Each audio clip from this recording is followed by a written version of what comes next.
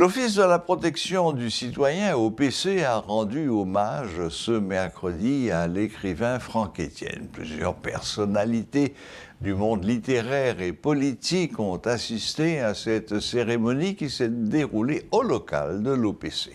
L'occasion pour l'ancien Premier ministre Jean-Henri Séan d'annoncer qu'il compte contribuer à hauteur de 500 000 gourdes dans le cadre de la création d'un prix qui portera le nom de Franck Etienne. De son côté, l'ancien ministre de la Justice, Henri Marge d'Orléans, a lancé l'idée de créer une fondation au nom de l'écrivain philosophe qui aurait pour mission de porter assistance aux professeurs en difficulté.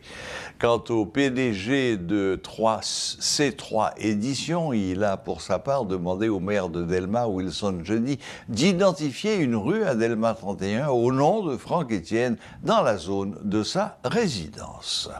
C'est à la salle Victor Benoît de l'Office de la protection du citoyen que la cérémonie d'hommage à l'écrivain philosophe Franck Etienne s'est tenue ce mercredi.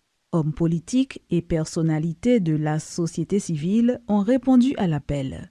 Dans son intervention de circonstance, le protecteur du citoyen Renan Hédouville a présenté l'auteur de Pelle en tête comme un homme. Quand on fait référence à la poésie, à la culture, à la peinture, au théâtre, de façon très générale à la culture, en un mot, il y a un nom qui est incontournable. Il y a un nom de référence. Il y a un nom qu'il faut écrire à l'encre d'or.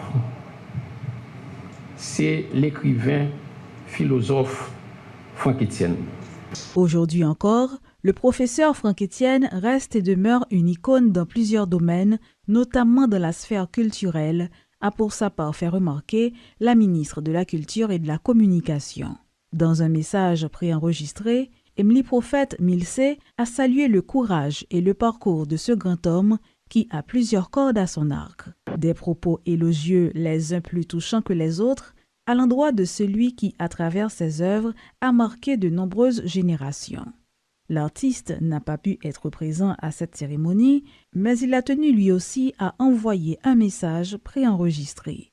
Un message dans lequel il considère cet hommage comme un privilège. Une plaque d'honneur lui a été décernée par l'OPC pour son combat en faveur de la démocratie et sa contribution à la culture haïtienne à travers ses multiples œuvres d'art de notoriété internationale. De son vrai nom, Jean-Pierre Basilique Dantor Franck Etienne d'Argent, il est né le 12 avril 1936 à Ravine-Sèche, dans le département de l'Artibonite.